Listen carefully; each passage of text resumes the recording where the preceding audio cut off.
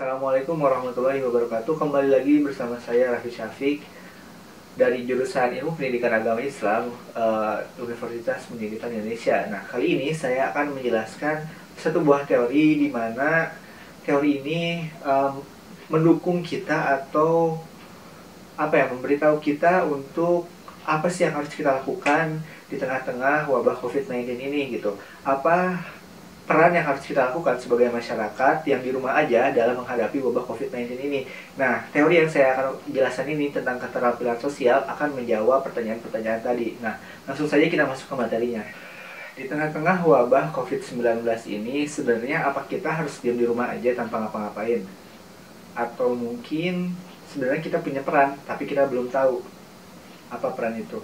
Nah, kali ini saya akan menjelaskan satu buah teori atau satu materi di mana hal ini tuh sangat menjelaskan apa peran kita sebagai warga negara atau masyarakat atau orang dalam menghadapi wabah COVID-19 ini.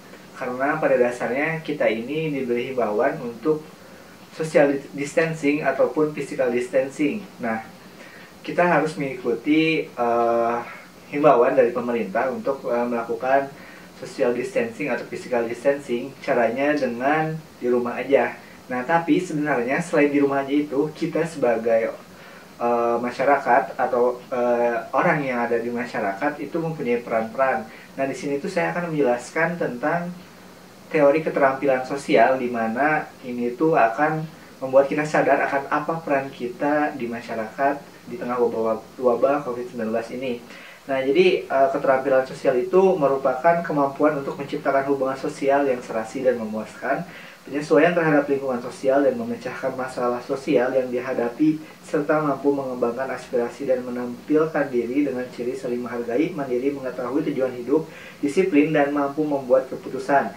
Keterampilan sosial dapat berupa keterampilan komunikasi, manajemen marah, sosial konflik, situasi berteman menjadi bersama dengan teman, coworker, dan teman sekamar. Nah, jadi setelah membaca teori tadi, apa sih sebenarnya maksud dari teori tadi, terus disambungkan dengan wabah COVID-19 ini begitu. Nah, ada beberapa hal yang perlu kita garis bawahi dari teori tadi, yaitu penyesuaian terhadap lingkungan sosial dan memecahkan masalah sosial yang dihadapi. Nah, kita itu sebagai masyarakat, kita pun harus pintar-pintar dalam melihat masalah sosial terjadi. Nah, kita pun harus memberikan solusi-solusi. Nah, sebagai contoh biasanya kita itu kan kalau kita melihat di media sosial itu banyak yang membuka donasi-donasi. Dengan begitu, kita sebagai orang yang di rumah aja, kita yang pertama bisa melakukan donasi kepada orang-orang yang berada di garda terdepan untuk perlengkapan APD-nya begitu. Nah, dengan begitu kita berdonasi uang dan mereka orang yang menerima donasi itu bisa membelikan APD sehingga para orang-orang di garda terdepan seperti dokter dan yang lainnya itu bisa aman dan sesuai dengan SOP-nya begitu. Jadi kita bisa meminimalisir penyebaran COVID-19 dengan salah satunya berdonasi. Dan selanjutnya, kita sebagai orang yang mungkin diberikan kelebihan, yaitu mungkin dicukupkan dalam materinya, kita pun harus bisa menyumbangkan orang-orang yang mungkin membutuhkan seperti itu. Karena selain kita menerapkan kebijakan pemerintah yaitu di rumah aja, di sisi lain juga walaupun kita mampu melakukannya, tapi ada juga orang yang mungkin tidak mampu melakukannya karena mereka terpaksa harus bekerja. Kalau mereka di rumah saja, mungkin mereka tidak bisa makan ataupun mencukupi kehidupan sehari-harinya begitu.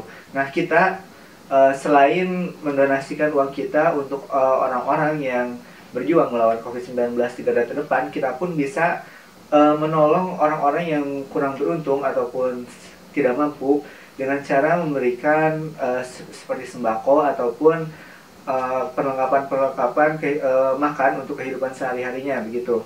Seperti yang dilakukan di negara-negara lain di mana dalam menerapkan kebijakan social distancing atau physical distancing, masyarakat dihimbau untuk di rumah saja. Nah, tetapi agar hal ini bisa efektif, nah pemerintah itu membagikan makanan-makanan.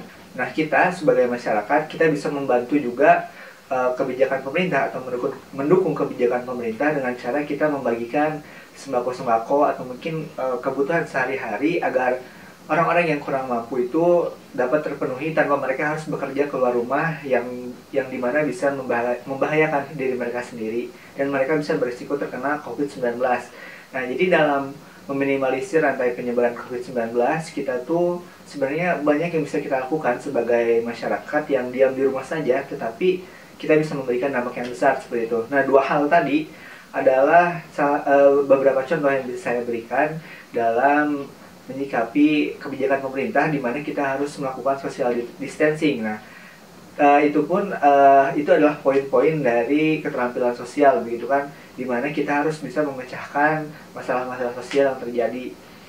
Nah, mungkin cukup sekian video yang bisa saya sampaikan. Semoga ini dapat bermanfaat dan semoga wabah ini cepat berakhir dan kita bisa beraktivitas seperti biasanya. Nah, mungkin saya hanya akan menjelaskan 2 poin saja dan mungkin teman-teman saya yang lain menjelaskan beberapa poin yang lain, itu bisa dilihat. Mungkin cukup sekian yang dapat saya sampaikan. Wassalamualaikum warahmatullahi wabarakatuh.